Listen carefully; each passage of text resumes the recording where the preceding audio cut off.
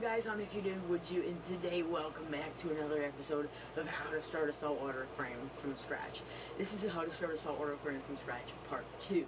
So, today in this episode we're going to be discussing the importance of protein skimming, why we protein skim, how it actually works, and the ones that I'm going to be, and the one that I use on this tank, and the one that I'm going to review the one that I'm going to use on my new 150 gallon setup, which I'm going to get in gear pretty soon.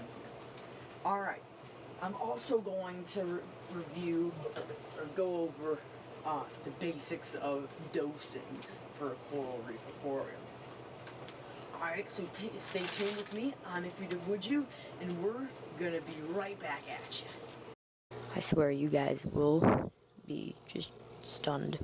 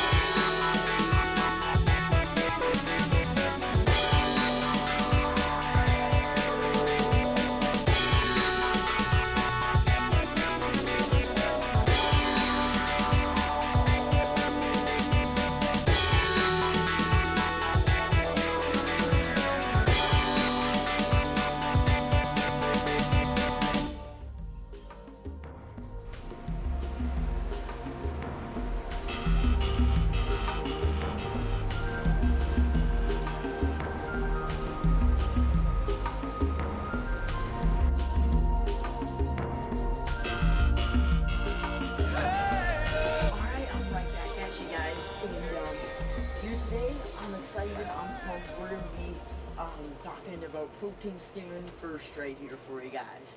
So, it might be a rather long video, but hey, it's worth it. Alrighty, so, first thing about protein skimming. You could have two guys talking to each other, right? Obviously.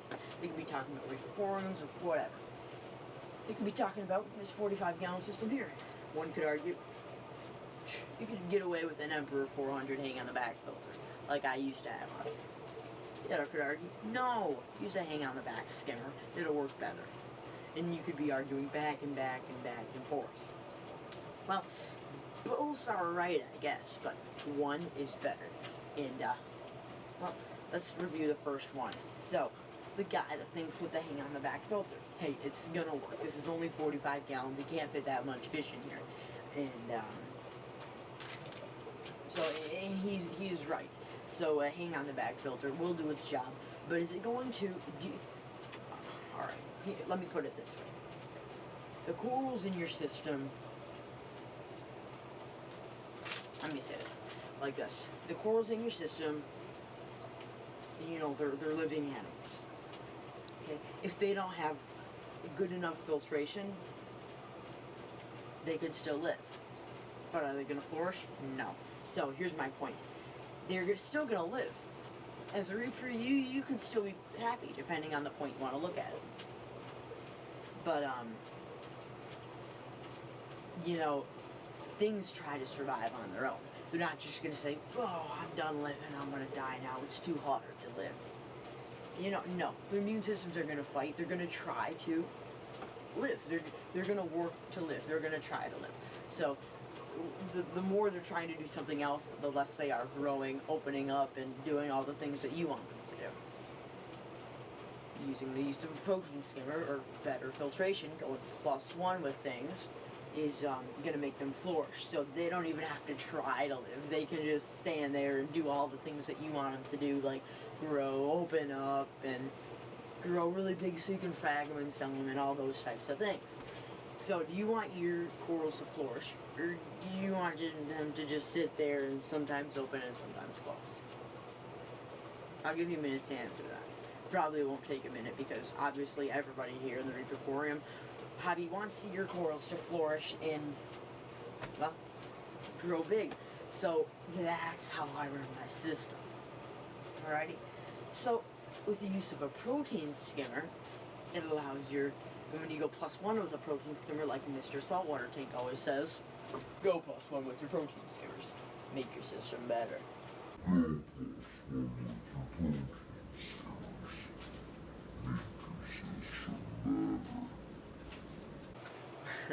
Well, if you go +1 with your protein skimmer, it just makes it so if something goes wrong with your system, it's still going to be able to handle it. I know a guy who has a 125-gallon Reef Aquarium.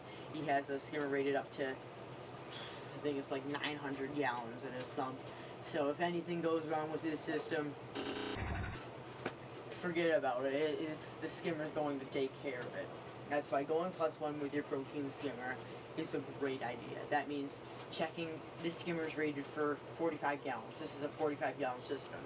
That is good, but it's not good enough. You want your corals to flourish? Keep asking yourself that. So go +1, get rated up to 100 gallons like I have, and your corals would flourish. Anything goes wrong, you're good. So yeah, that's the importance of protein skimming, why we should protein skim. Alright, the next thing, let's see here, how protein skimming works. Well, this isn't going to take too long because it's pretty simple but complicated at the same time. But I can explain it long story short. So, let's go. Protein skimmer works like this. You have a protein skimmer right here. And then, hold on, right here.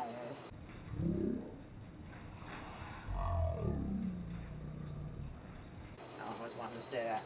Alright, you have a protein skimmer. There's a pump pumping water into the protein skimmer.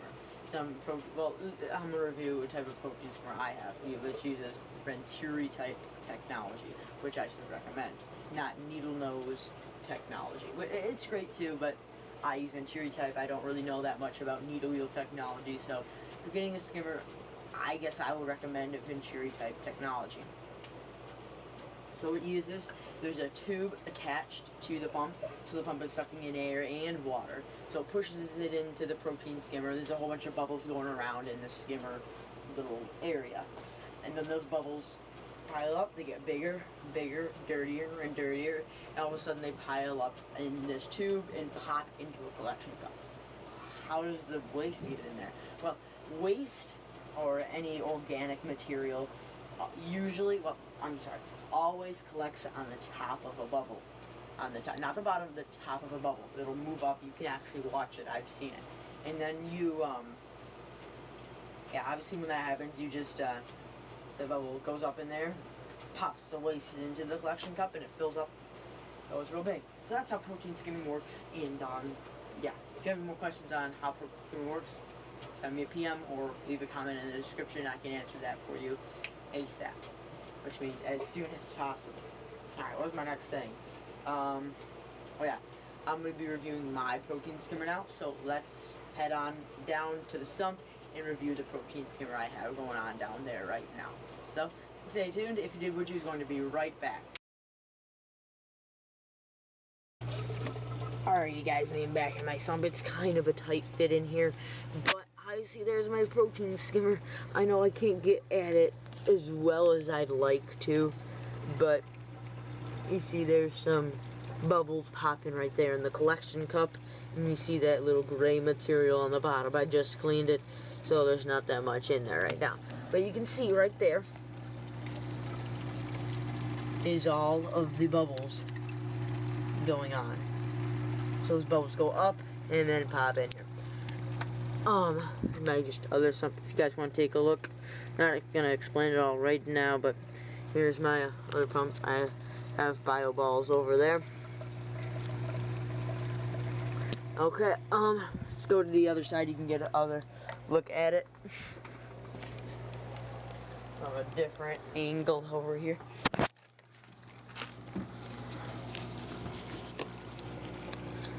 Okay. This protein skimmer itself bubbles up in there, and then going down in there, and there's where it outtakes. And when it outtakes, it actually goes by a little bag of carbon there. That's a bag of carbon, so it's hanging right there. And it's just gonna go through that bag of carbon so it can get the water crystal clear. So that's my protein skimmer. Alright, we're gonna go back to the main display and talk about some things. Alrighty guys, we're good on time. We have about 9 minutes into it right now.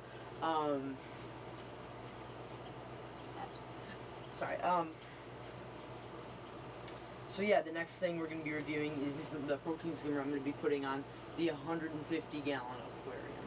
Alright, so this skimmer I've chose to go with. It's gotten some great reviews. That's what you should be checking for with protein skimmers. Is the do people like the protein skimmer? You can see a protein skimmer has a high price. Usually means it's good, made out of good material. And I'm not necessarily saying that's wrong, but and then you look at the reviews and they say, oh, it really produces any bubbles, you know, on all these sorts of things. So you look at the reviews, see how other people have used it, if they like it, or if they could have done it a second time, what other skimmer would have they chose. So I've asked a ton of people, and I think I've decided on the protein skimmer that I'm going to use for this 150-gallon aquarium. I'm going to be using the ASMG3. This protein skimmer is rated up for, I think, 250 some gallons. I have a 150-gallon aquarium. I think it might be even rated up to 300 gallons. I don't even know, but I'm excited for it. I've heard it does wonders. It looks great. And, so yeah, here's a picture of the ASMG3 right here. It's like a great protein skimmer. See, I don't even know if I'm pointing in the right area, but see. So here's the top, maybe here's the bottom. So here's where water is pumped in, goes up, bubbles up here, and pops up here. I'm probably not in the right area where it is, but hey, I don't really care. You guys know. So yeah, we're gonna talk a little bit about the importance of dosing, why we dose for a coral reef aquarium, and how it helps us. So stay tuned. I'm gonna be right back. Okay, welcome back, If You Did Would You YouTube viewers. I'm If You Did Would You. Obviously, you've been watching this video. Yeah. Alright, so I said I'm gonna be talking about the importance of dosing, why we dose, what it does for our corals in a coral reef aquarium. Well, let's start. I'm gonna say that dosing is a must for a coral reef aquarium. And dosing isn't too expensive, so it's not a really big deal, but it's one of those things that most people are gonna forget. I was at the fish store today, and I was looking around, and some guy came in. He was talking to the owner, and he said, "I have a 90-gallon aquarium right now. It's fresh water. My girlfriend, she wants me to start a saltwater aquarium, get some of these tangs in. So I'm gonna do that. Yeah." And he's my local fish store's owner is like, in his fresh water right now, and she's like, yeah. And anyways, the guy, he's thinking that he's gonna get and he looks at the fish tag price, and he's like, $75? You gotta be kidding me. This is unfair. Not even. So it was pretty funny, but and it's obvious that saltwater reef aquariums, they can take a lot of time and a lot of effort and a lot of knowledge too. After saltwater reef aquarium, you know a lot more. Okay. So, two things that you must be dosing is calcium and alkalinity. One product out there that pretty much owns the calcium and alkalinity is Bionic. This is their alkalinity, I'm sorry.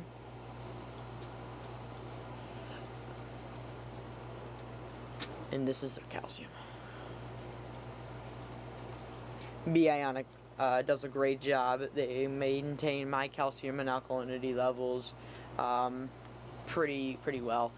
But on the back, over here, on the back side of them, you can find the directions to it and how much to dose. It'll say you should dose blank milliliters.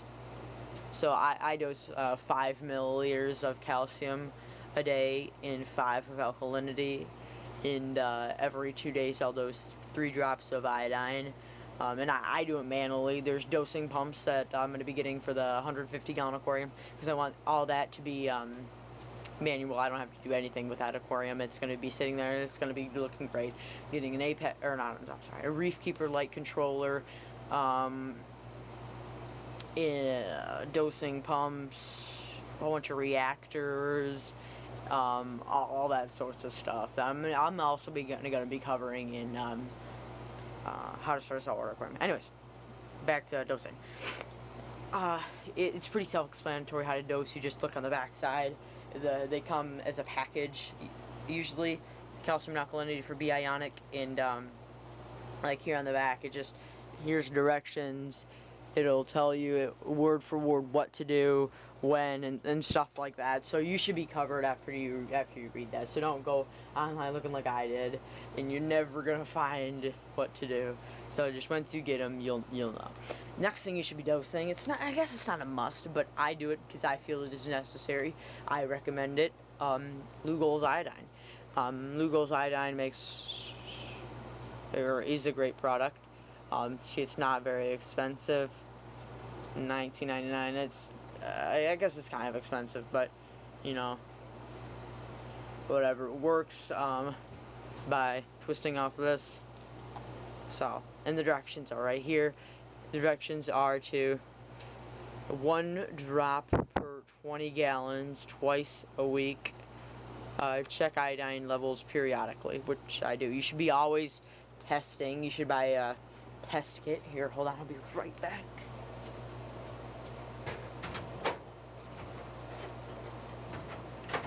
Here's just 2 that I have on hand right now. The other ones, they must be hiding somewhere. But this is a calcium. Oh, and Saltwater makes a great test kit, by the way. This is a alkalinity test kit. You should always have test kits on hand so you can test them bi-weekly, test your levels bi-weekly or even weekly. You should also have phosphate, iodine, nitrate, ammonia, pH, all those sorts of stuff on test kits. So if something, looks funky, test it. Oh, that's what it is. Fix it, you're done. Not, travel to the fish store to get them tested and buy stuff you need, and but having a test kit always helps. Alrighty, some other things people sometimes dose, but they think it is necessary. It doesn't hurt, but I don't think it really gains anything either. But here's just some that I have. One of them is in the refrigerator because it needs to be refrigerated, but I don't really use them anymore. Here is essential elements. It contains essential elements. It contains calcium, alkalinity, iodine, strontium, molybdenum, and all those sorts of things. Another one I have on is strontium and molybdenum. And I also have Reef, it's like called Reef Plus or something in my refrigerator. It comes in a bottle just like that. But you don't need to be, the things you should be dosing, and I don't have one of them, but calcium, alkalinity, iodine, and magnesium. That's what I think you should be dosing. I don't have any magnesium on hand right now, but I recommend totally to dose magnesium. Okay, that wraps it up for this video, guys. I hope you enjoyed it. I spent time making these videos. Spend about an hour rendering them at this rate, and then maybe I'd say half an hour editing them, 20 minutes filming, 20 minutes planning, uploading, and all those things that guys, importing and exporting, and so it's really hard, guys, but I do it for you guys. So just do a favor, like this video, comment, send me a message, saying, hey, I like your videos, keep it up, or, you know, give me tips and stuff like that. You guys are great, man. I do these videos for you guys. I remember when I first put my first video up, I don't want to go through it now, but you guys are a huge help. I learned all that I needed through YouTube. So, as a thanks,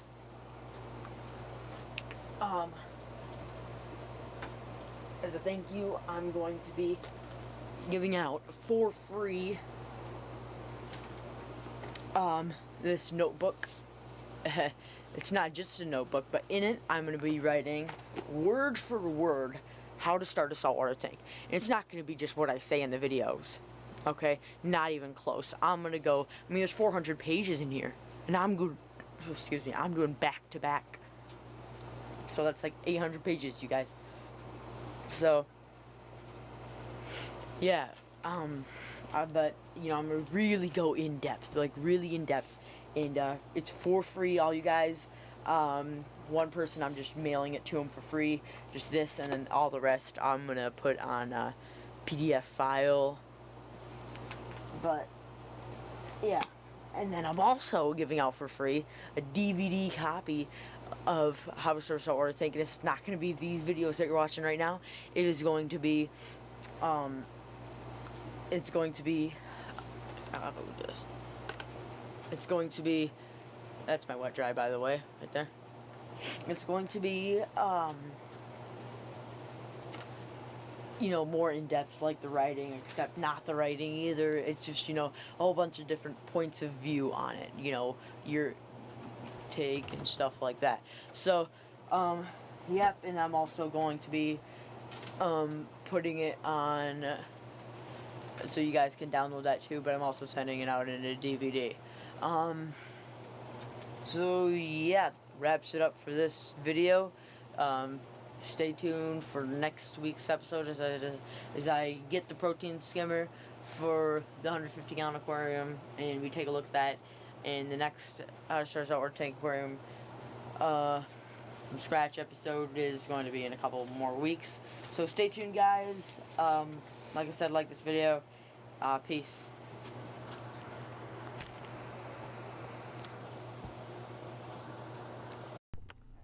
Hey, if you did, would you have a great reefing experience, guys, and a happy reefing. Peace.